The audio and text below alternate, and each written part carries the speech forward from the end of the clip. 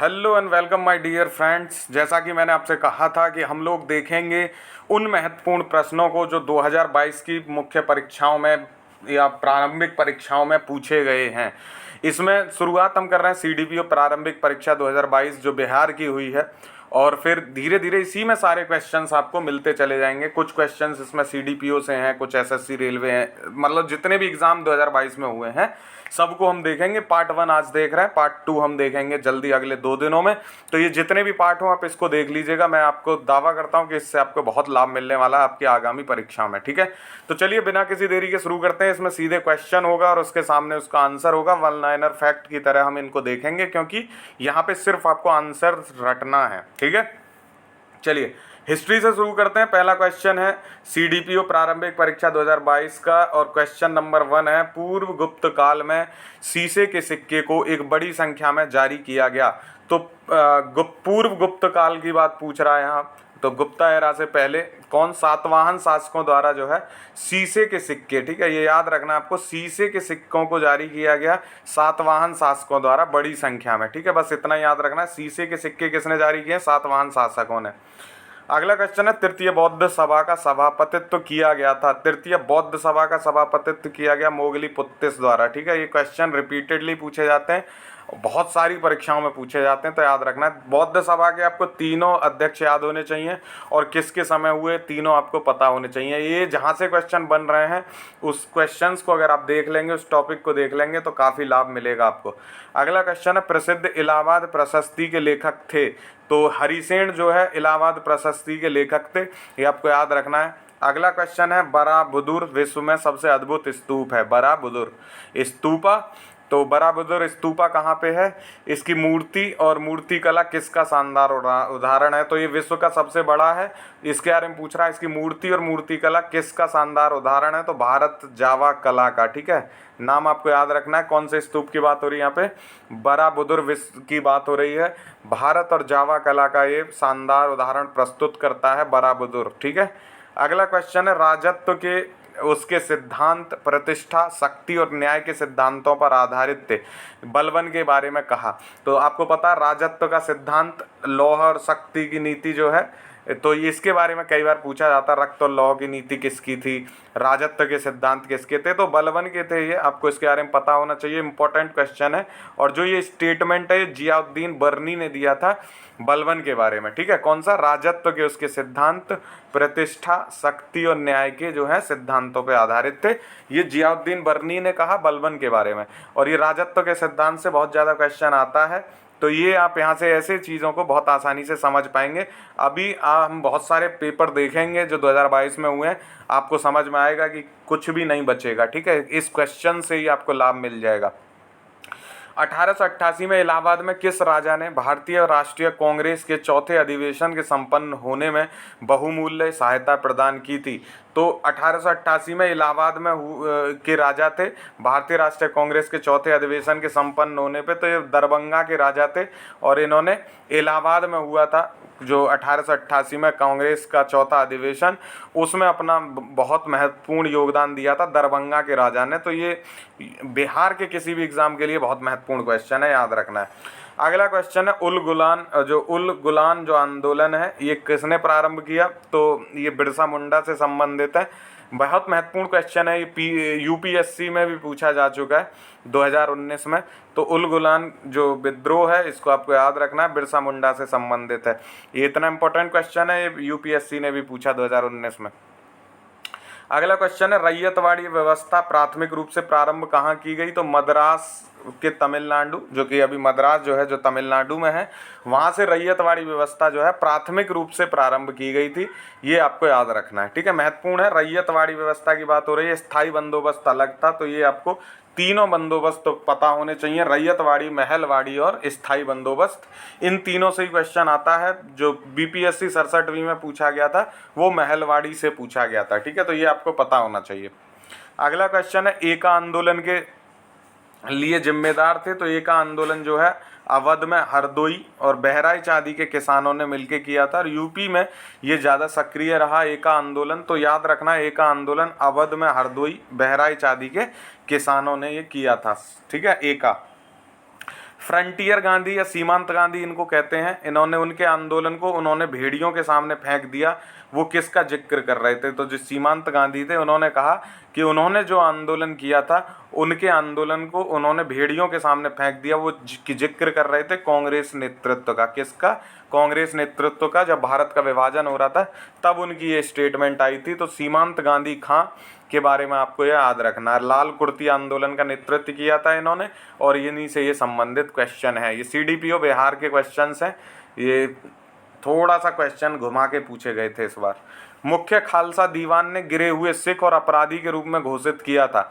तो मुख्य खालसा दीवान ने गिरे हुए सिख और अपराधी के रूप में घोषित किया था गदर पार्टी के क्रांतिकारियों को। याद रखना है, गदर पार्टी के क्रांतिकारियों को भी लिए मुख्य खालसा दीवान ने बोला था कि ये सिख गिरे हुए हैं और अपराधी हैं। ठीक है, तो ये गदर पार्टी के क्रांतिकारियों के लिए स्टेटमेंट है। इंडिया पुस्तक इंडिया डिवाइडेड राजेंद्र प्रसाद ने लिखी थी। ये मैंने टेलीग्राम पे आपको पुस्तकें साझा की थी, उसमें ये सीधा लिखा हुआ था इंडिया डिवाइडेड। तो राजेंद्र प्रसाद की पुस्तक है। और मैंने कुछ हिस्ट्री की महत्वपूर्ण पुस्तक और जो अखबार हैं वो मैंने टेलीग्राम पे डाला हुआ है, वहाँ से आप उसको ज़रूर देख लीजिएगा। 2 पेज हैं, उससे ही जितनी भी क्वेश्चन पुस्तकों से पूछे जाते हैं राष्ट्रीय आंदोलन की, क्वेश्चन उससे बाहर नहीं जाता है, तो वो देख लीजिएगा। ब्रिटिश का भर्ती सार्जेंट की उपाधि प्रथम विश्व युद्ध के दौरान सरकार को अपना सहयोग देने के कारण महात्मा गांधी को प्राप्त हुई थी। तो याद रखना है, इनको बोला गया था ब्रिटिश का भर्ती सार्जेंट। ठीक है, महात्मा गांधी को, और इनके लिए इनको उपाधि दी गई थी। ठीक है, तो याद रखना है, ब्रिटिश का भर्ती सार्जेंट महात्मा गांधी के लिए बोला जाता है।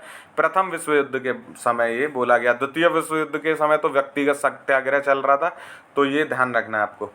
पूना समझौता हस्ताक्षरित किया गया था। तो 24 सितंबर 1932 को पूना समझौता जो है हस्ताक्षरित किया गया था। आपको ये बताना है जो पूना पैक्ट है वो किस किस के बीच किया गया था। 24 सितंबर 1932 को पूना पैक्ट के बारे में आपको बताना है। ठीक है, अगला क्वेश्चन है हिस्ट्री का। स्वतंत्र भारत के प्रथम प्रधानमंत्री जवाहरलाल नेहरू का साहस और दूरदर्शिता के एक उत्कृष्ट नेता के रूप में अभिवादन किसने किया था?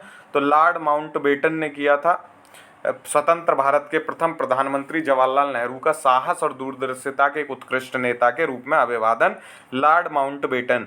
ठीक है, तो ये थे सीडीपीओ के हिस्ट्री के क्वेश्चन। अब हम देखेंगे बिहार दरोगा मुख्य परीक्षा, जो बिहार दरोगा की मेंस परीक्षा हुई है 2022 में, उसमें हिस्ट्री के क्या क्वेश्चन पूछे गए थे। तो उसमें पूछा गया बौद्ध धर्म में उपदेश देने हेतु भाषा थी, तो पाली भाषा थी। यानी कि बौद्ध धर्म में जो उपदेश दिए गए हैं वो पाली भाषा में दिए गए हैं। ध्यान रखना है, पाली और प्राकृत में कंफ्यूज नहीं होना है। बौद्ध धर्म के जो उपदेश हैं वो पाली भाषा में है। ठीक है, अगला क्वेश्चन है कृष्णदेव राय ने अपनी माता के नाम पर विजयनगर के समीप उपनगर की स्थापना की थी, उसका नाम क्या था? तो नगलपुरम था। क्या नाम था? नगलपुरम। और कृष्णदेव राय की माता के नाम पे रखा गया था, उपनगर का नाम था नगलपुरम। ठीक है, इंपॉर्टेंट है ये क्वेश्चन, कई बार पूछा गया है। अगला क्वेश्चन है महात्मा गांधी ने असहयोग आंदोलन को वापस कब लिया? तो फरवरी 1922 में इन्होंने वापस लिया। इजी क्वेश्चन था ये। अगला क्वेश्चन है 1946 में भारत आए कैबिनेट मिशन में कितने सदस्य थे? तो 3 सदस्य थे। कई बार इनके नाम भी पूछ लेता है। सर अलेक्जेंडर जो क्रिप्स हैं, स्टैफोर्ड क्रिप्स हैं, ठीक है, कनिंग, ये जितने भी इसमें 3 नाम थे कैबिनेट मिशन, ये 3 आपको याद रखने हैं तीनों। ठीक है, कैबिनेट मिशन के सदस्यों के नाम आपको याद रखने हैं। ठीक है, इंपॉर्टेंट है, 1946 में आया। आप इसका नाम मुझे बताइएगा 3 कौन कौन है। ठीक है, इंपॉर्टेंट है। अगला क्वेश्चन है जलियांवाला बाग की घटना घटित हुई थी 13 अप्रैल 1919 को। कब हुई थी? 13 अप्रैल 1919 को जलियांवाला बाग की घटना घटित हुई। डेट आपको याद रखनी है, बिहार में डेट का क्रेज है, पूछे जाते हैं। अगला क्वेश्चन, ये एनटीपीसी सीबीटी 2 2022 में क्वेश्चन पूछा गया हिस्ट्री से। कल्लड़ ने राजतरंगिणी जो पुस्तक है वो लिखी थी कश्मीर राजा पर। याद रखना है आपको, कल्लड़ ने राजतरंगिणी पुस्तक लिखी थी कश्मीर राजा पर। कोणार्क मंदिर बना था 13वीं सदी में। कब बना था कोणार्क मंदिर? 13वीं सदी में बना था। पाणिनि द्वारा लिखी पुस्तक है अष्टाध्यायी। तो जो राजतरंगिणी है वो कल्लड़ की है, जिसमें कश्मीर के बारे में जानकारी मिलती है, और पाणिनि द्वारा लिखित पुस्तक है अष्टाध्यायी। ठीक है, ये याद रहेगा आपको, इंपॉर्टेंट है। अगला क्वेश्चन है गांधी इरविन समझौता कब हुआ था? तो 5 मार्च 1931 को जो है गांधी इरविन समझौता हुआ था। पूना पैक्ट के बारे में मैंने आपसे इन्फॉर्मेशन मांगी है, वो आप बताइएगा मुझे। गांधी इरविन पैक्ट हुआ था 5 मार्च 1931 को। फिर इसके बाद गांधी जी जो है द्वितीय गोलमेज सम्मेलन में भाग लेने गए थे, ये आपको पता होगा। हुगली नदी के तट पर पहला अंग्रेजी कारखाना स्थापित किए जाने का वर्ष है, तो 1651 में हुगली के तट पे पहला अंग्रेजी कारखाना स्थापित किया गया था।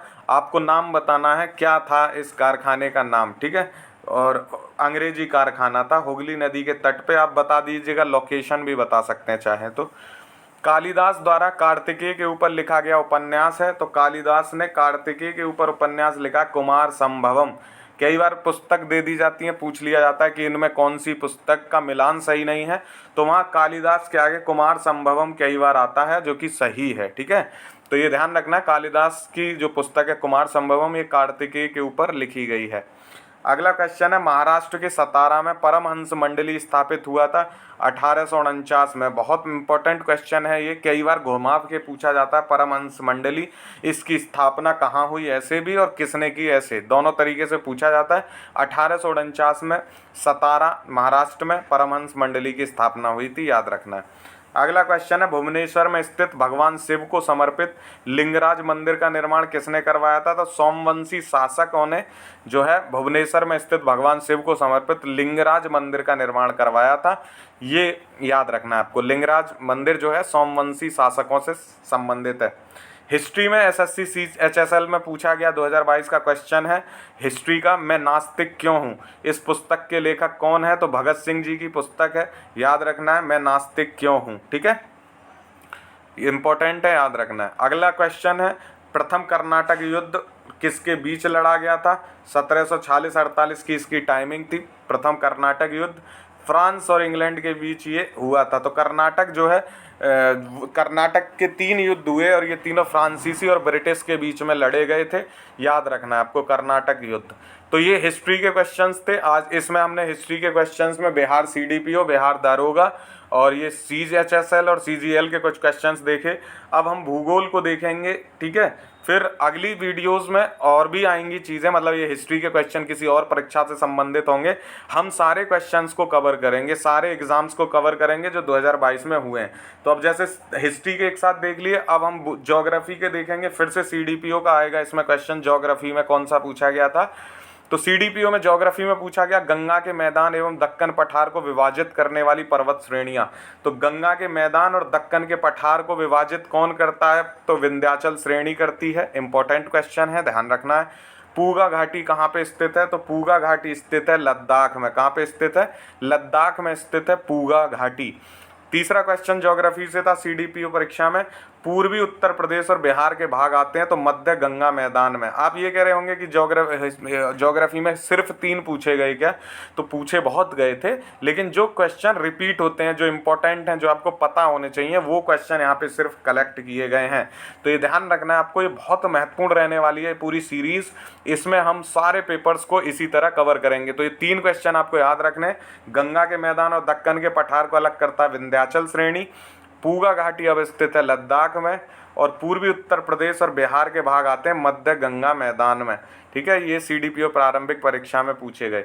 बिहार दरोगा मुख्य परीक्षा में क्या क्या पूछा गया, तो पूर्व की ओर प्रवाहित होने वाली नदी दी हुई थी, उसमें पूछा गया कौन सी नहीं है, तो नर्मदा जो है पूर्व की ओर प्रवाहित नहीं होती थी उनमें से, बाकी सभी होती थी। तो याद रखना, नर्मदा जो है पूर्व की ओर प्रवाहित होने वाली नदी नहीं है। काली मिट्टी को क्या कहा जाता है, तो काली मिट्टी को काली कपास भी कहा जाता है, रेगुर मिट्टी भी कहा जाता है। तो काली मिट्टी के ये 2 नाम हैं अन्य, याद रखना आपको, काली मिट्टी को कहा जाता है काली कपास या रेगुर मिट्टी, ठीक है। प्रश्न आपको सही लग रहे हो तो बताइएगा कमेंट करके, वीडियो आपको हेल्पफुल लगे तो जरूर बताइएगा ताकि मैं आगे बनाऊं और प्रोत्साहन मिले मुझे। 2020 में भारत के फसलों में रकबा सर्वाधिक था चावल, ठीक है, याद इंपॉर्टेंट है, याद रखना है। 2020 में भारत के फसलों में से रकबा किसका सर्वाधिक था, तो चावल, ठीक है, इंपॉर्टेंट है। अगला क्वेश्चन बिहार दरोगा मुख्य परीक्षा का है, पिट्टी द्वीप पक्षी अभ्यारण्य कहाँ पे स्थित है, तो पिट्टी द्वीप पक्षी अभ्यारण्य स्थित है दोस्तों लक्षद्वीप में। कहाँ पे है, लक्षद्वीप में है पिट्टी द्वीप पक्षी अभ्यारण्य, ठीक है। थोड़ा छोटा कर देता हूँ। अगला क्वेश्चन है, भारत का क्षेत्र जैव विविधता हॉटस्पॉट का प्रतिनिधित्व करता है। तो इन्होंने 4 क्षेत्र दिए हुए थे, उसमें पूछ रहा था कौन जैव विविधता हॉटस्पॉट का प्रतिनिधित्व करता है, तो पश्चिमी घाट जो है करता है। इसमें से आपको याद रखना है पश्चिमी घाट, पूर्वी घाट, हिमालयन घाट, ठीक है। तो इसमें हॉट स्पॉट, 4 जैव विविधता हॉट स्पॉट है भारत में, वो चारों आपको पता होने चाहिए। वहाँ पश्चिमी घाट ऑप्शन में सही था, तो उसी को यहाँ आंसर में दिया गया है, क्योंकि वन लाइनर आंसर बनाए गए हैं। अगर पूरा क्वेश्चन रखते तो कोई फायदा नहीं होता, हम यहाँ पे आपको निचोड़ दे रहे हैं, ठीक है। पर्यावरण संरक्षण, ये आपको नहीं निचोड़ रहे हैं, क्वेश्चन का निचोड़ आपको दे रहे हैं, ठीक है। पर्यावरण संरक्षण के बारे में जागरूकता फैलाने में सहायक पुस्तक है साइलेंट स्प्रिंग, ठीक है। और इसके लेखक कौन है? तो रसेल कार्सन है इसके लेखक। क्या नाम है पुस्तक का? Silent spring. और ये किसके पर्यावरण संरक्षण के बारे में जागरूकता फैलाती है? साइलेंट स्प्रिंग, रसेल कार्सन इसके लेखक है। इंपॉर्टेंट है, याद रखना। मुर्रा नस्ल है भैंस की, ये क्वेश्चन कई बार पूछा गया है। ये मैंने क्वेश्चन अपने टेलीग्राम पे भी डाला था, नस्लों से संबंधित। तो मुर्रा नस्ल जो है भैंस से संबंधित है, और ये चर्चा में इसलिए रही थी, करंट का क्वेश्चन था ये बेसिकली, मुर्रा, ठीक है। ये इम्पोर्टेंट है, भैंस है। अंकलेश्वर स्थित है, तो अंकलेश्वर कहाँ पे स्थित है? गुजरात में है अंकलेश्वर। नमेरी टाइगर रिजर्व भारत के किस राज्य में स्थित है? तो असम में है नमेरी टाइगर रिजर्व। अगला है कोडरमा प्रसिद्ध है, बहुत बार पूछा गया क्वेश्चन है, अभ्रक के लिए प्रसिद्ध है कोडरमा जिला, ठीक है। अगला क्वेश्चन है तांबा अयस्क का सर्वाधिक भंडार कहाँ मिलता है? तो तांबा अयस्क का सर्वाधिक भंडार राजस्थान में, और खेतड़ी जो है इसकी प्रसिद्ध खदान है, ये भी आप याद रख सकते हैं। राजस्थान, तांबा अयस्क का सर्वाधिक भंडार। अगला क्वेश्चन है सबसे कम क्षेत्र वनाच्छादित वाला केंद्र शासित प्रदेश है? तो वनाच्छादन यानी कि ISFR रिपोर्ट से है चंडीगढ़। क्योंकि यहाँ पे यूनियन टेरिटरी पूछा है, सबसे कम वनाच्छादित वाला यूनियन टेरिटरी है चंडीगढ़, ठीक है। इंपॉर्टेंट है, ISFR 2021 जो है याद कर लेना। ISFR 2021 पे मैंने बनाया हुआ है वीडियो, आप उसको ज़रूर देख लीजिए। कहीं और से पढ़ा है तो भी अच्छी बात है, बट पढ़ा होना चाहिए। सोमेश्वर श्रेणी इस पर्वत श्रेणियों का भाग है? तो सोमेश्वर श्रेणी जो है शिवालिक श्रेणी का भाग है, शिवालिक हिमालय की भाग है, ठीक है। तो ये याद रखना है आपको, सबसे नवीन श्रेणी है शिवालिक, और उसकी सोमेश्वर श्रेणी उसी पर्वत श्रेणी का एक भाग है, तो ये आपको पता होना चाहिए। अब NTPC CBT 2 2022 में ज्योग्राफी के क्वेश्चन देखेंगे। नेपाल से निकलने वाली नदी है, तो राप्ती नदी है, नेपाल से निकलती है, ठीक है, याद रखना, इंपॉर्टेंट है। अगला है भारत की यह पड़ोसी देश क्षेत्रफल में सबसे छोटा है? तो भूटान है। इसकी ट्रिक है, आपको याद होगा तो ट्रिक देख लीजिएगा, नहीं तो वीडियो देख लीजिएगा, ठीक है। भारत का सबसे छोटा पड़ोसी देश, भारत के सीमा सबसे ज़्यादा किसके साथ लगती है, ये सब आपको मैपिंग पता होनी चाहिए। काली मिट्टी का सर्वाधिक प्रधानता वाला क्षेत्र कौन सा है? तो काली मिट्टी सबसे ज़्यादा दक्कन का पठार क्षेत्र में मिलती है, और यहीं पे कपास की खेती जो है सबसे ज़्यादा भी की जाती है, कपास का उत्पादन भी सबसे ज़्यादा होता है इधर। तो काली मिट्टी का सर्वाधिक प्रधानता वाला क्षेत्र है दक्कन का पठार, ठीक है, दक्कन प्लेट्यू, याद रखना है। IPCC का फुल फॉर्म क्या है? तो IPCC का फुल फॉर्म है the inter governmental panel on climate change, ठीक है, यानी जलवायु परिवर्तन पर अंतर सरकारी पैनल। ये पूछ लिए जाते हैं ऐसे क्वेश्चन, NTPC में पूछ लिया गया, तो याद रखना है आपको IPCC, ठीक है। माजुली द्वीप किस नदी पर स्थित है? ब्रह्मपुत्र नदी पे असम में अवस्थित है माजुली द्वीप। ये सबसे बड़ा द्वीप है जो नदी के बीच में अवस्थित है। ऐसे क्वेश्चन पूछे जाते हैं, तो आप समझ सकते हैं कितना इंपॉर्टेंट रहने वाली है पूरी सीरीज आपके लिए। माजुली द्वीप कहाँ पे है? असम में है, ब्रह्मपुत्र नदी पे है, याद रखना है, महत्वपूर्ण क्वेश्चन है ये।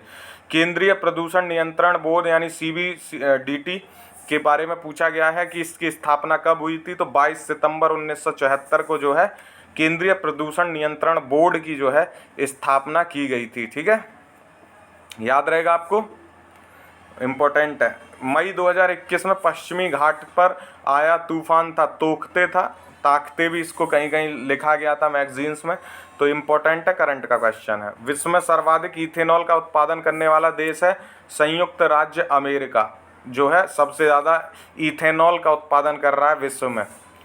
अगला है टाटा एयरलाइंस की स्थापना हुई तो 1932 में मुंबई में हुई थी, और ये क्यों क्वेश्चन आया है? क्योंकि एयर इंडिया को फिर से टाटा ग्रुप ने खरीद लिया था, तो करंट का क्वेश्चन को पास्ट से रिलेट करके यहाँ पे पूछा गया है। टाटा एयरलाइंस की स्थापना हुई 1932 में मुंबई में, ठीक है, तो ये करंट को घुमा के पूछा है। अलकप नृत्य झारखंड के अलावा और किस राज्य का नृत्य है? तो पश्चिम बंगाल में भी प्रसिद्ध है अलकप नृत्य, झारखंड के अलावा, इंपॉर्टेंट क्वेश्चन। अगला है चूना पत्थर की गुफाएं अवस्थित हैं तो चूना पत्थर की गुफाएं हैं बाराटग आइसलैंड में, अंडमान निकोबार में अवस्थित है। चूना पत्थर की गुफाएं बाराटग आइसलैंड, अंडमान निकोबार में ये पड़ता है आइलैंड आपका बाराटग, ठीक है। अगला एसएससी सीएचएसएल में आया है कौन से क्वेश्चन ज्योग्राफी से, तो ये पूछा गया नामदफा राष्ट्रीय उद्यान, बहुत महत्वपूर्ण है ये, बार बार पूछा जाता है। अरुणाचल प्रदेश में है नामदफा, ठीक है, इंपॉर्टेंट है। गंगा दो नदियों के आपस में मिलने से बनती है, तो ये आपको याद होना चाहिए, भागीरथी और अलकनंदा के मिलने से जो है गंगा बनती है। और इनमें कितनी नदियां भागीरथी में मिलती हैं, कितनी अलकनंदा में मिलती हैं, देवप्रयाग, विष्णुप्रयाग, रुद्रप्रयाग, ठीक है। ये आपको पता होने चाहिए कि कहाँ कौन सा मिलता है, तब वो क्या कहलाता है, ठीक है। ये इंपॉर्टेंट है, गंगा नदी के उद्गम से संबंधित आपको क्वेश्चंस पता होने चाहिए। तो गंगा मिलती है, बनती है भागीरथी और अलकनंदा के मिलन के बाद, ठीक है। चलिए अगला क्वेश्चन है 1970 में रेणी गांव उत्तराखंड में आंदोलन कौन सा हुआ था। बहुत बार पूछा जाता है चिपको आंदोलन से क्वेश्चन, कई बार इनसे संबंधित लोगों से पूछ लिया जाता है। हालांकि अभी जो है मृत्यु हुई थी चिपको आंदोलन से संबंधित जो नेता हैं, इसलिए ये क्वेश्चन पूछा गया है। करंट का क्वेश्चन को फिर से हिस्ट्री से रिलेट करके जोड़ दिया गया है। तो 1970 में रेणी गांव से शुरू हुआ था चिपको आंदोलन, और इससे संबंधित जो भी लोग थे उनके नाम आपको पता होने चाहिए, ठीक है। चलिए आप पॉलिटी में आ जाते हैं। हमने ज्योग्राफी हिस्ट्री को देख लिया है, पॉलिटी में कहाँ से पूछे गए, तो एनटीपीसी सीबीटी 2022 में देखो इंपॉर्टेंट क्वेश्चन को सिर्फ लिया गया है, इसीलिए मैं बार बार बोल रहा हूँ। ऐसे क्वेश्चंस जो आपसे अपेक्षा की जाती है आपको पता हो, और ये भी अपेक्षा की जाती है कि आपको वो शायद ना पता हो, इसलिए मैंने उन्हीं क्वेश्चंस को यहाँ पे रखा है, ठीक है। तो एनटीपीसी सीबीटी में आया है अनुच्छेद 182 किससे संबंधित है, तो अनुच्छेद 182 संबंधित है विधान परिषद के अध्यक्ष और उपाध्यक्ष की जानकारी से, ठीक है। विधान परिषद के अध्यक्ष और उपाध्यक्ष की जानकारी किस में मिलती है, अनुच्छेद 182 में, ठीक है। अपर हाउस की बात हो रही है यहाँ पे, और ये स्टेट में, ठीक है, विधान परिषद वहीं होती है, नहीं तो अपर हाउस अगर भारत की बात करोगे तो राज्यसभा हो जाती है फिर, ठीक है। चलिए राष्ट्रीय आपातकाल से संबंधित अनुच्छेद आर्टिकल 352 है, ये सब जानते हैं आप। अगला क्वेश्चन है भारतीय संविधान में संसदीय व्यवस्था को कहाँ से लिया गया है, तो कौन सी चीज़ भारतीय संविधान में कहाँ से ली गई है, इससे लगातार क्वेश्चन पूछे जाते हैं। तो ब्रिटिश संविधान से जो है लिया गया है संसदीय व्यवस्था को। अब आप समझ रहे हैं ना कि इसकी कितनी वैल्यू है। आपके अगर कोई टॉपिक छूट रहे होंगे तो ये प्रीवियस ईयर करके आप समझ जाएंगे कि यहाँ आपको मेहनत करने की ज़रूरत है। अनुच्छेद 239 यानी आर्टिकल 239 किससे संबंधित है, तो ये संबंधित है केंद्र शासित प्रदेशों के प्रशासन के बारे में उपबंध से, ठीक है। तो यूनियन टेरिटरीज का जो एडमिनिस्ट्रेशन है वो कैसे चलाया जाएगा, ये आर्टिकल 239 जो है बताता है। तो इम्पोर्टेंट है ये क्वेश्चन, बहुत ज़्यादा करंट में रहा दिल्ली की वजह से ये क्वेश्चन। अगला है भारतीय संविधान में मौलिक कर्तव्य को शामिल किया गया था, तो भारतीय संविधान में मौलिक कर्तव्यों को जोड़ा गया 1976 में स्वर्ण सिंह कमेटी की रिपोर्ट के अकॉर्डिंग 10, फिर बाद में 1 जोड़ा गया, तो 11 टोटल जो है मौलिक कर्तव्य यानी फंडामेंटल ड्यूटीज़ अभी हैं इंडियन कॉन्स्टिट्यूशन में।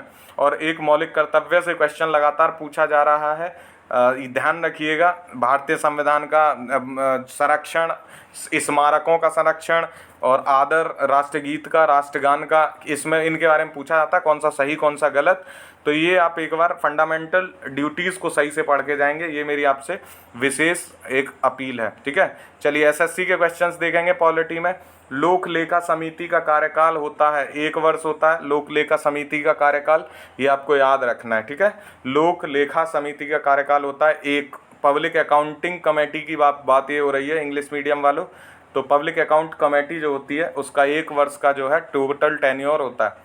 अगला है धर्म, मूलवंश, जाति, लिंग या जन्म स्थान के आधार पर विभेद का प्रतिषेध किस आर्टिकल में है, तो ये आर्टिकल 15 को सीधे सीधे उठा के रखा गया है, पूछ रहा है उसको, ठीक है। तो धर्म, मूलवंश, जाति, लिंग, जन्म स्थान, ठीक है, इम्पोर्टेंट है। रिलीजन, रेस, सेक्स, कास्ट और जो आपका जन्म स्थान है जहाँ आपका नेटिव प्लेस है उसके आधार पे पूछ रहा है, कहाँ पे आप जो है विभेद नहीं कर सकते। अगला है धर्म की स्वतंत्रता का अधिकार संविधान में अनुच्छेद के तहत गारंटित है, तो 25 से 28 में जो है रिलीजन की जो फ्रीडम है वो दी गई है, धर्म की स्वतंत्रता के बारे में बात की गई है 25 से 28 आर्टिकल में। इजी है ये क्वेश्चन, एसएससी का है। सर्वोच्च न्यायालय का न्यायाधीश अपना त्यागपत्र किसको देता है? तो सर्वोच्च न्यायालय का न्यायाधीश यानी चीफ जस्टिस ऑफ इंडिया के अलावा जो चीफ जस्टिस सुप्रीम कोर्ट में जो जस्टिस होते हैं वो राष्ट्रपति को जो है अपना त्यागपत्र देते हैं, ये याद रखना है आपको। अगला क्वेश्चन है, राज्य की कार्यपालिका शक्ति जो है निहित है राज्यपाल में, ये किस आर्टिकल में है? तो आर्टिकल 154 में है। आर्टिकल 154 में बोला गया है कि जो राज्य की यानी स्टेट की जो लेजिस्लेचर पावर है वो किस में है? वो है 154 में, ठीक है, आर्टिकल 154 याद रखना है आपको। सीडीपीओ प्रारंभिक परीक्षा 2022 में क्या पूछा गया? अनुच्छेद 370 हटाने का समर्थन किया था बीएसपी ने। तो वहाँ पे दिए हुए थे कि कौन कौन से पार्टी हैं जिन्होंने समर्थन किया, किसने नहीं किया। तो वहाँ पे बीएसपी जो थी भारतीय जो बहुजन समाजवादी पार्टी, इसने 370 हटाने का समर्थन किया था, ये आपको पता होना चाहिए। मायावती जी की पार्टी है बीएसपी। चलिए अगला है, नागरिकता संशोधन बिल का समर्थन किसने किया था? तो जेडीयू ने किया था, जनता दल यूनाइटेड, आप इसको जानते हैं, नीतीश जी की ये पार्टी है। इसने सीएए का समर्थन किया था, नागरिकता संशोधन बिल का, ठीक है। अगला क्वेश्चन है, लोकसभा में विपक्ष का नेता बनने के लिए कम से कम सदन की कुल सीटों का कितना होना चाहिए? तो 1/10 सीट आपके पास टोटल होनी चाहिए, यानी कि अगर 245 सीट है या 255 सीट है तो 55 आपके पास टोटल जो है होने चाहिए लोकसभा में विपक्ष का नेता बनने के लिए, ठीक है। तो ये याद रखना है, 1/10 सीट टोटल चाहिए होती हैं। अगला क्वेश्चन है, 101वां संविधान संशोधन संबंधित है जीएसटी से, वस्तु एवं सेवा कर से। तो आपको संविधान संशोधन पता होने चाहिए 100 से लेके 105 तक तो पता ही हो। उसके बाद जो इम्पोर्टेंट है 97, 92, 93, ठीक है, 42, 44, 29, 61, ये आपको पता होने चाहिए, इम्पोर्टेंट है कॉन्स्टिट्यूशन अमेंडमेंट जिनसे क्वेश्चन रिपीटेडली पूछे जाते हैं। चलिए अगला एसएससी में देखेंगे, अनुच्छेद 76 का संबंध किससे है? तो अटॉर्नी जनरल को पूछा गया है, महान्यायवादी को पूछा गया है, इनका आर्टिकल है 76, ये सब जानते हैं। अगला क्वेश्चन है, भारत का सर्वोच्च न्यायालय अभिलेख न्यायालय के रूप में कार्य करता है, ये वर्णित है किस अनुच्छेद में? तो भारत का सर्वोच्च न्यायालय अभिलेख न्यायालय यानी जो भी उन्होंने स्टेटमेंट दी वो एक अभिलेख के तौर पे उसको माना जाएगा निचले कोर्ट्स में। तो ये आर्टिकल 129 में बोला गया है। अभिलेख न्यायालय, अपीलीय न्यायालय, ये जितनी भी शक्तियां हैं सर्वोच्च न्यायालय की, इनके आर्टिकल आपको पता होने चाहिए, ये इंपॉर्टेंट है, ठीक है। सलाहकारी, अभिलेख, अपीलीय, ये जितनी भी शक्ति हैं उनके बारे में मैं बात कर रहा हूँ। अब हम भारतीय अर्थव्यवस्था देखेंगे, उससे पहले मैंने पॉलिटी में एक क्वेश्चन आपको छोड़ा था, वो रिपीट कर दूं कि फंडामेंटल ड्यूटीज़ आपको पता होना चाहिए। एक क्वेश्चन लगातार पूछा जा रहा है, जो संस्मारक हैं, ठीक है, और जो आपके दूसरी चीज़ें हैं उनका संरक्षण। तो ये इसमें थोड़ा सा एक क्लॉज डीपीएसपी में भी है और ये फंडामेंटल ड्यूटीज़ में भी है, तो ये आपको क्लियर कर लेना है दोनों। और एक क्वेश्चन पूछा जा रहा है, राष्ट्रगीत का पालन करना, आदर करना, राष्ट्रगान का आदर करना। तो जो राष्ट्रगीत की बात है फंडामेंटल ड्यूटीज़ में नहीं की गई है, राष्ट्रगान की गई है, ठीक है।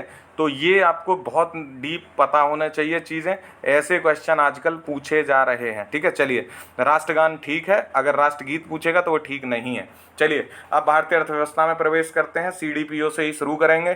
संशोधित मूल्य वर्धित कर यानी मोड वैट संबंधित है। तो संशोधित मूल्य वर्धित कर यानी मॉडिफाइड जो वैट है वो किससे संबंधित है? उत्पाद कर से है, ठीक है, उत्पाद कर से है मॉडिफाइड वैट।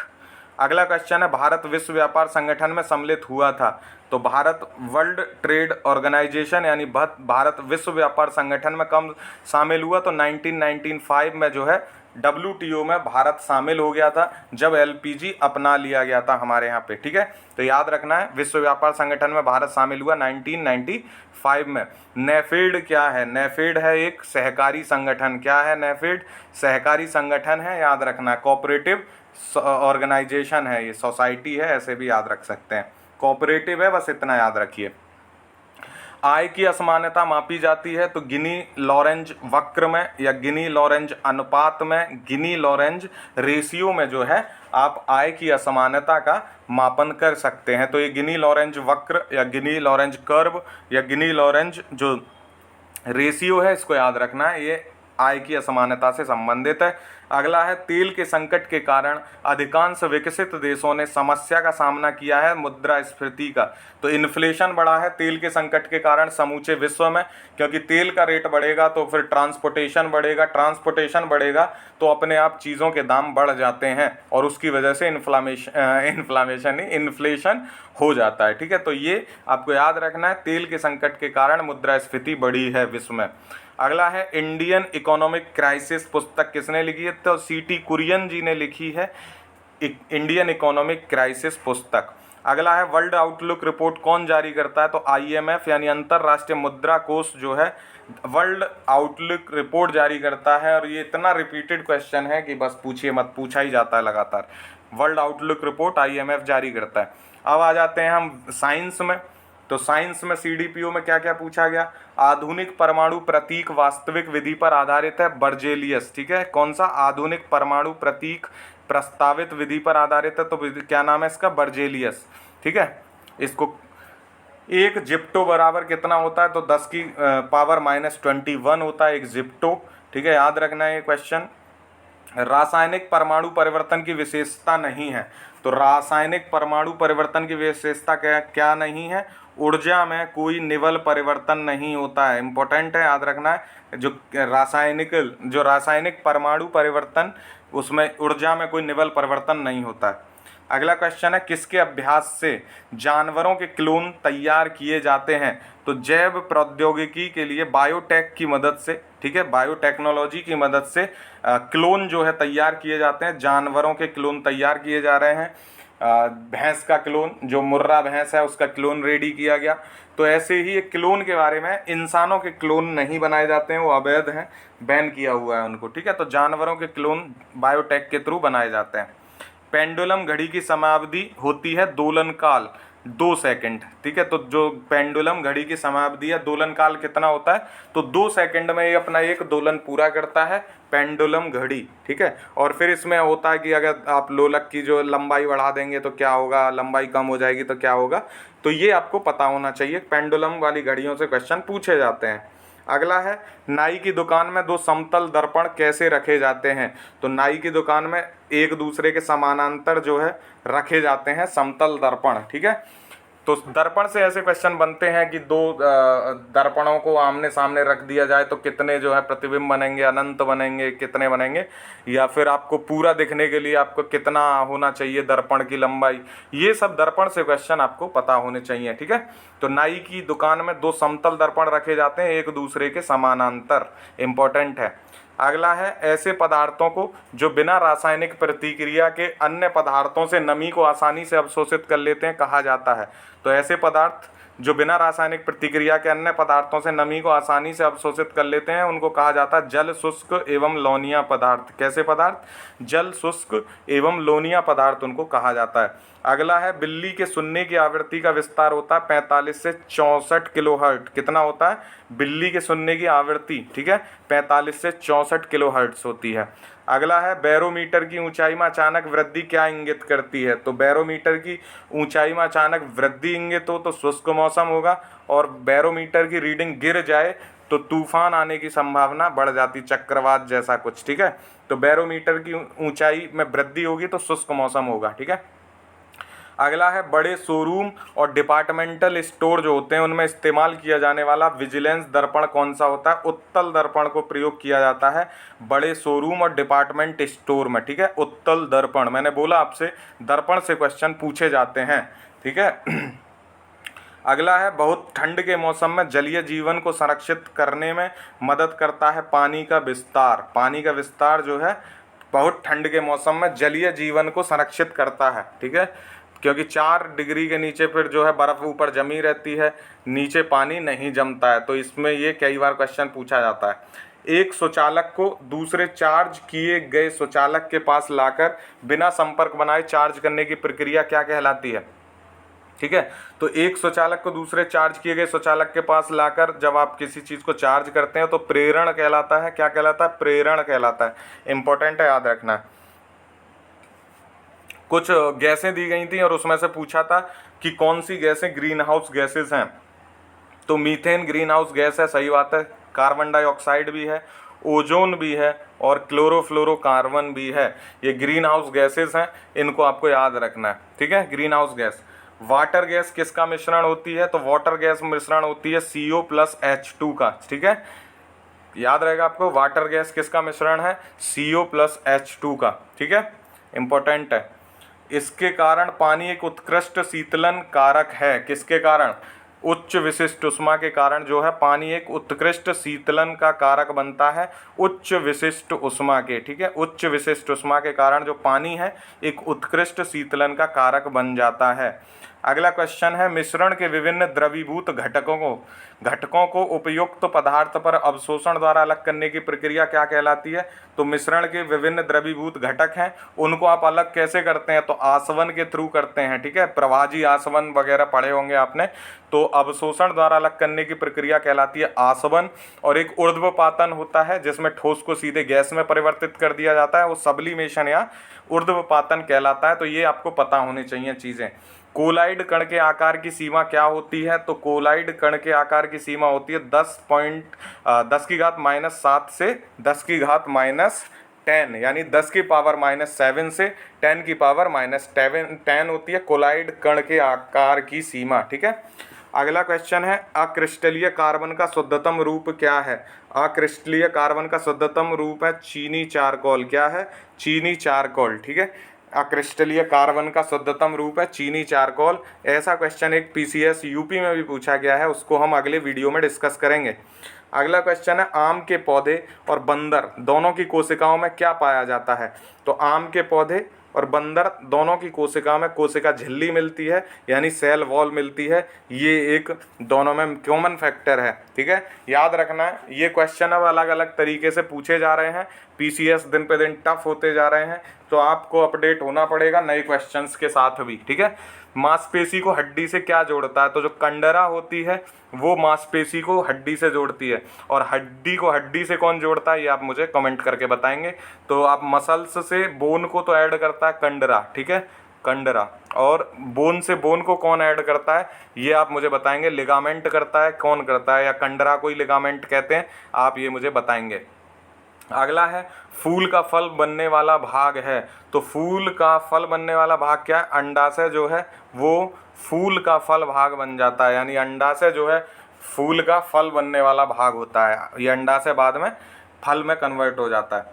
अगला है, संक्रामक रोगों का सबसे सामान्य वाहक क्या है? मक्खी या मच्छी, ठीक है। तो मक्खी, आप इसको समझिए, मक्खी जो है ये संक्रामक रोगों का सबसे सामान्य वाहक है। ये घर में मिलती हैं और ये रोग फैलाती हैं, फिर इधर उधर चीज़ों पे बैठती हैं। अगला है, विटामिन ए का सबसे अच्छा स्रोत क्या है? तो गाजर है विटामिन ए का सबसे अच्छा स्रोत। क्या है? गाजर है विटामिन ए का सबसे अच्छा स्रोत। अगला है, खमीर का उपयोग उत्पादन में किया जाता है। तो शराब उत्पादन में खमीर का प्रयोग किया जाता है, याद रखना आपका, ठीक है। शराब के उत्पादन में ईस्ट का या खमीर का प्रयोग किया जाता है। ये क्वेश्चन थे आपके CDPO के। अब देखते हैं NTPC के क्वेश्चंस। तो NTPC में पूछा गया, हेपेटाइटिस ए रोग से प्रभावित अंग यकृत यानी लिवर जो है हेपेटाइटिस से प्रभावित होता है। और ये क्यों आया क्वेश्चन? क्योंकि करंट में हेपेटाइटिस बी के टीके की बात की गई थी। तो आप जब चीज़ों को अच्छे से पढ़ेंगे तो आप समझ भी पाएंगे कि क्वेश्चन क्यों पूछा जा रहा है। तो हेपेटाइटिस ए रोग से प्रभावित अंग है यकृत। नाइट्रोजन स्थिरीकरण पादप नहीं है। तो कौन नाइट्रोजन स्ट्रेटिफिकेशन नहीं करता है, नाइट्रोजन स्थिरीकरण नहीं करता? गुलहर। बाकी जो उसमें दालें दी हुई गई होंगी वो सब सही होंगे, ठीक है। अगला है, चावल की भूसी से तेल निकालने में एंजाइम मिलाया जाता है। तो चावल की भूसी, प्रोटेज एंजाइम मिलाया जाता है जब चावल की भूसी से तेल निकालना हो।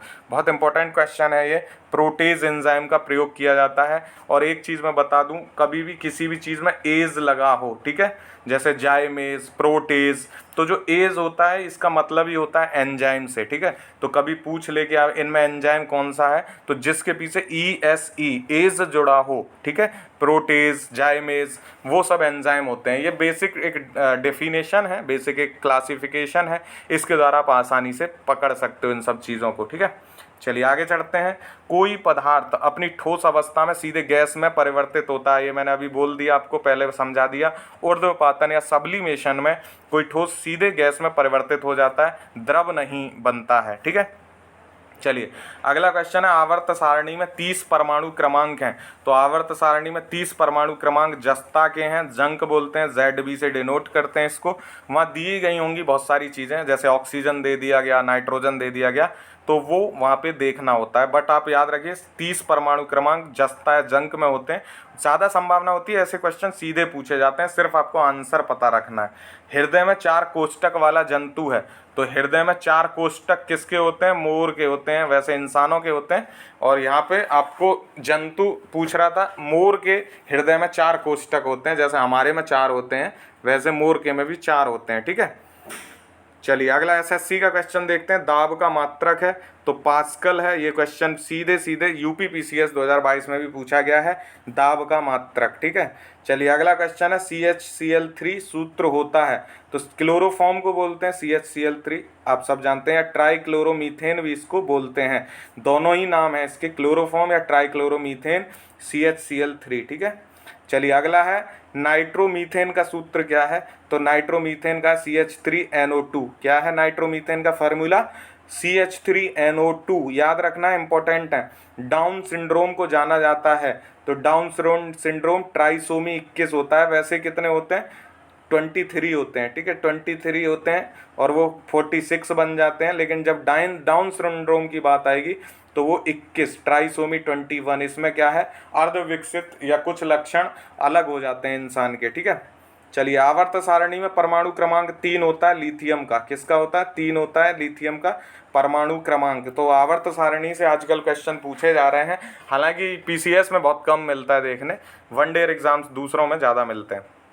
चलिए, क्षय रोग जिसको माइकोबैक्टीरियम ट्यूबरकुलोसिस या TB भी कहते हैं, उसके बारे में पूछा, मानव शरीर के किस अंग को प्रभावित करता है?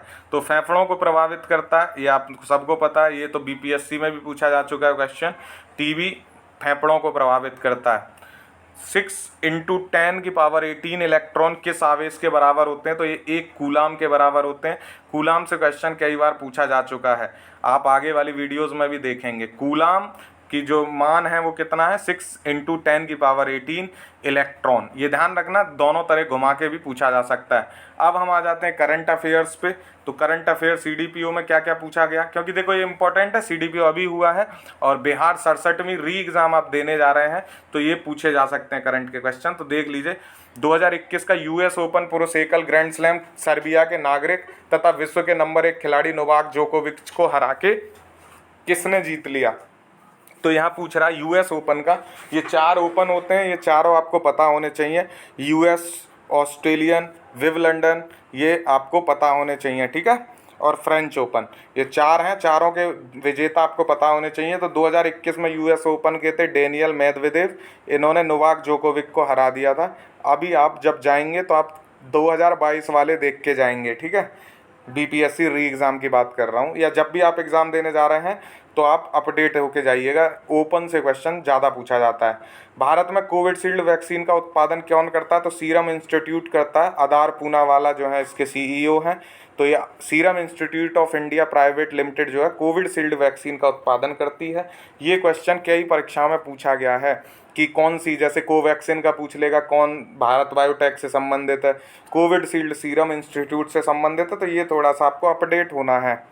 CPEC प्रोजेक्ट जो वन बेल्ट रोड इनिशिएटिव भी इसको बोलते हैं, ये चीन पाकिस्तान आर्थिक गलियारे का एक पार्ट है CPEC। ठीक है, याद रखना आपको, इसका चाइना पाकिस्तान इकोनॉमिक कॉरिडोर इसकी फुल फॉर्म हो जाती है CPEC की, और ये चीन पाकिस्तान आर्थिक गलियारा है। प्रोजेक्ट के बारे में पूछा था कि ये क्या है। ये क्वेश्चन बहुत पूछा गया है बिहार में। 8 अगस्त 2020 को भारत की प्रथम किसान रेल चली, तो देवलाली महाराष्ट्र से दानापुर बिहार के बीच। कई बार ये बिहार के परीक्षाओं में पूछा गया है। अब तो ये आउट हो गया क्वेश्चन, 2020 चल 22 आ गया। भारतीय पुरातत्व विभाग SASI ने 900 वर्ष पुराने बौद्ध मठ का पता लगाया है झारखंड में। बहुत इंपॉर्टेंट क्वेश्चन था, करंट का पूछ लिया गया। ये ASI ने 900 वर्ष पुराने बौद्ध मठ का पता लगाया झारखंड में। भारत का इकलौता शहर जिसे वर्ष 2020 में शहरी वन को बढ़ाने और रखरखाव की प्रतिस्पर्धा के लिए ट्री सिटी, तो ट्री सिटी हैदराबाद थी। ये क्वेश्चन बहुत बार पूछा गया, बहुत हाईलाइटेड था। Tree city Hyderabad, tree city of the world की मान्यता दी गई? हैदराबाद को याद रखना है, अभी भी रिपीटेड पूछे जा सकते हैं क्वेश्चन, बहुत ज़्यादा पुराने नहीं हैं। विश्व वायु गुणवत्ता रिपोर्ट 2020 के अनुसार अत्यधिक प्रदूषित राजधानी है नई दिल्ली, ये CDPO में भी पूछा गया और ये यूपी में भी पूछा गया है क्वेश्चन। तो एयर क्वालिटी इंडेक्स में अत्यधिक प्रदूषित राजधानी नई दिल्ली है। अगला है राजीव गांधी खेल रत्न पुरस्कार का नाम बदल के क्या रखा गया? मेजर ध्यानचंद। और ये ध्यान रखना किस किस को दिया जाता है, ये भी आप ध्यान रखेंगे जब आप परीक्षा देने जा रहे हैं। वर्ष 2021 में संपन्न टोक्यो ओलंपिक 2020 में सबसे अधिक स्वर्ण पदक जीतने वाला देश? तो USA था सबसे अधिक स्वर्ण पदक जीतने वाला देश। टोक्यो ओलंपिक में भारत की परफॉर्मेंस आपको पता होनी चाहिए, दोनों में, टोक्यो ओलंपिक, टोक्यो पैरालंपिक, उसमें किसने कितना जीता, भाला कितना फेंका गया नीरज चोपड़ा जी के द्वारा, ये सब आपको पता होना चाहिए। क्वेश्चन ये पूछे जा रहे हैं अभी तक। मंगल ग्रह मिशन के तहत इस अरब देश ने वर्ष 2020 में अपना अंतरिक्ष यान होप अल अमाल मंगल ग्रह को प्रक्षेपित किया। संयुक्त अरब अमीरात ने, ये 3 बार रिपीट हुआ है क्वेश्चन। ये जो UPSC ने EPFO का एग्ज़ाम लिया वहाँ पूछा गया, CDPO में ये पूछा गया और ये 1-2 परीक्षा में और पूछा गया है, जो मुझे याद है कि पूछा गया है, परीक्षा को मैं कोट नहीं कर पा रहा हूँ, ठीक है, बट ये पूछा है होप मिशन कई बार। अगला है विश्व का पहला देश जिसने अपने देश में सभी महिलाओं को मुफ्त में स्वच्छता उत्पाद प्रदान किए हैं? तो स्कॉटलैंड ने सभी जो सैनिटरी पैड वगैरह होते हैं बेसिकली वो मुफ्त में प्रदान किए जा रहे हैं स्कॉटलैंड में, ठीक है। होप मिशन आपको याद रखना संयुक्त अरब अमीरात से संबंधित है, इंपॉर्टेंट है ये क्वेश्चन। चतुर्भुज सुरक्षा संवाद से संबंधित है, क्वाड किससे है? तो क्वाड्रिलेटरल भी इसको बोलते हैं। ये USA, भारत, ऑस्ट्रेलिया और जापान से संबंधित है, ये आपको याद रखना है, ठीक है। USA, Bharat, Australia, Japan, quad. और जो शिंजो एबे थे पूर्व प्रधानमंत्री आपके जापान के, इनकी हाल ही में हत्या कर दी गई है। और ये चतुर्भुज सुरक्षा संवाद यानी क्वाड इन्हीं की देन है, यही जनक कहे जाते हैं। तो अब ये और इम्पोर्टेंट हो गया, क्वाड के बारे में अच्छे से पढ़ के जाइएगा BPSC 67th री एग्ज़ाम के लिए, ठीक है। जो भी 2022 में अब एग्ज़ाम होंगे, उम्मीद है क्वाड से कुछ ना कुछ पूछा जाएगा। चलिए अगला क्वेश्चन है, नोबल शांति पुरस्कार दिया जाता है? तो नॉर्वे नोबल समिति द्वारा दिया जाता है। नोबल पुरस्कार आपको पता होने चाहिए। नोबल जिन भी क्षेत्रों में 6 क्षेत्रों में दिया जाता है, शांति, चिकित्सा, रसायन, फिजिक्स, ठीक है, तो साहित्य, ये सब आपको पता होने चाहिए, इम्पोर्टेंट है। नोबल शांति पुरस्कार से क्वेश्चन आता है। 2020 में गेहूं का सबसे बड़ा उत्पादक देश है चीन। इलेक्ट्रॉनिक्स का सबसे बड़ा उत्पादक देश है चीन। और UPPCS में पूछा गया इस्पात, तो उसमें भी चीन है, ठीक है। तो चीन गेहूं में, इलेक्ट्रॉनिक्स में, इस्पात में, ये ध्यान रखिएगा, उत्पादन से क्वेश्चन पूछे जाते हैं और चीन ज़्यादातर चीज़ों में ऊपर रहता है। अगला SSC का क्वेश्चन है, करंट SSC में पूछा गया, झाबेरी बहनों का संबंध शास्त्रीय नृत्य से है? तो मणिपुरी नृत्य से संबंधित हैं झाबेरी बहनें। फिर अगला है सेबी का वर्तमान अध्यक्ष, तो माधवीपुरी बुच हैं, पहली महिला हैं जो सेबी के अध्यक्ष बनी है। मैंने अपनी नियुक्ति में इनके बारे में बताया था कि ये आने वाला है और ये देखो आ गया, यहाँ पे पूछ लिया है। PCS में नहीं पूछा, SSC में पूछ लिया, माधवीपुरी बुच। और जितनी भी महिलाओं की नियुक्ति है, नियुक्तियों से मैंने ट्रिक से बताए हुए हैं, देवाशीष पांडा कि पांडा करेगा बीमा, तो ऐसे करके ट्रिक से बताएं, आप जाके देख लो, क्या दिक्कत है। सेबी की वर्तमान अध्यक्ष है माधवीपुरी बुच, ठीक है। चलिए अगला है तमिल साई सुंदरराजन, लेफ्टिनेंट गवर्नर है पुदुचेरी के। तमिल साई सुंदरराजन तेलंगाना के भी गवर्नर हैं ये, और ये पुदुचेरी के भी गवर्नर हैं, ठीक है। चलिए अगला है इनहेरिटेंस ऑफ लॉस पुस्तक के लेखक है Kiran Desai. Inheritance of loss, Kiran Desai.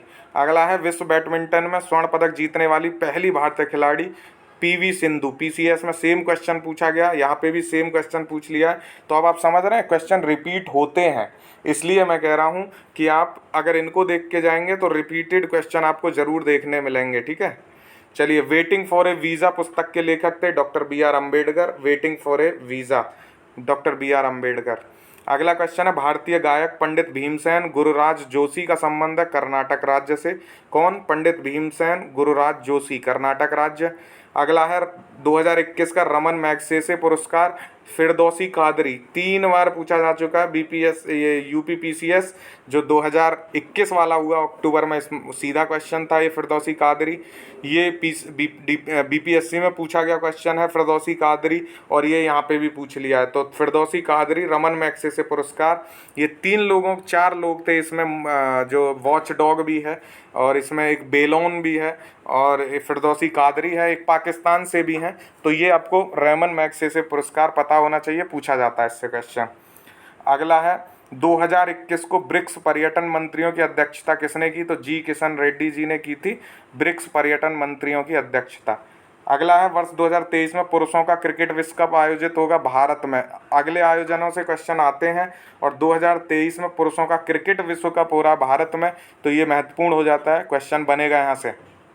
अगला है 2026 के शीतकालीन ओलंपिक की मेजबानी करने वाला देश है इटली। ठीक है, तो ओलंपिक अगले कहाँ होने वाले हैं ये आपको पता होना चाहिए। 26 वाला शीतकालीन इटली में हो रहा है, ग्रीष्मकालीन कहाँ हो रहा है बताइएगा मुझे कमेंट करके। हरिप्रसाद चौरसिया का संबंध है बांसुरी से, बांसुरी वादक है हरिप्रसाद चौरसिया। ये क्यों पूछा गया? क्योंकि ये करंट में थे, याद रखना है। मेजर ध्यानचंद पुरस्कार 2021 में कितने खिलाड़ियों को मिला था? 12 को मिला था। ये 12 के 12 में आपको नाम याद होने चाहिए, ध्यान जितनों को भी ये मिला है 12 में। ठीक है, चाहे वो नीरज चोपड़ा हो चाहे अन्य लोग हों, आपको पता होना चाहिए मेजर ध्यानचंद पुरस्कार। यामिनी कृष्णामूर्ति का संबंध है भरतनाट्यम से, ये भी करंट का क्वेश्चन था। तो यहाँ हम पार्ट 1 को ख़त्म करते हैं। पार्ट 2 में फिर से हम सेम क्वेश्चंस रिपीट करेंगे, मतलब ये नहीं होंगे बट हिस्ट्री पॉलिटी साइंस जैसे इसमें किया उसी कैटेगरी से, बस एग्ज़ाम पेपर चेंज हो जाएगा। जैसे इसमें सीडीपीओ का हमने बिहार डिस्कस किया, अगले में यूपी का या किसी अन्य स्टेट का कवर करेंगे। उत्तराखंड भी बचा है, तो सब को हम कवर कर लेंगे और आपकी तैयारी को 4 चांद लगाएंगे। वीडियो पसंद आया तो लाइक करिए, दोस्तों के साथ शेयर करिए ताकि हमारी मेहनत हो सफल। Thank you so much for watching, all the best for your exam, have a good day, जय हिंद।